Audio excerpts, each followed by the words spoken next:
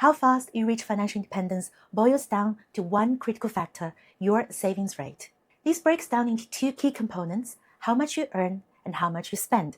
During my career in Hong Kong, I worked for 2 international law firms.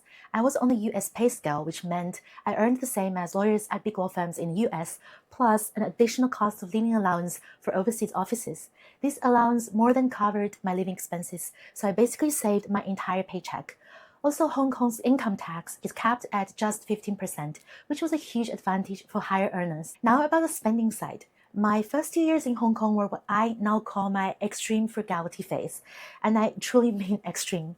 I spent about 16.8K in 2019 and 18.5K in 2020. That included everything, even rent in one of the most expensive cities in the world. I lived in a tiny little room with 2 other roommates. Every single purchase was subjected to a necessity test. If I didn't think it was an absolute necessity for life, I didn't buy it. Looking back, it seems almost impossible, and honestly, I don't think I can repeat that level of intensity today. But it was during these years that I truly trained my ability to differentiate between wants and needs, and I discovered just how little I needed to feel content. It actually took me a long time to work through the guilt I had about spending money. For some time, every dollar I spent felt like $1 further away from my freedom, so I often denied myself conveniences and enjoyments for the sake of saving. Over time, I learned to better balance future savings with enjoying the present day.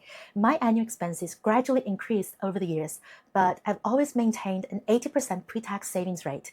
This significantly accelerated my FIRE journey.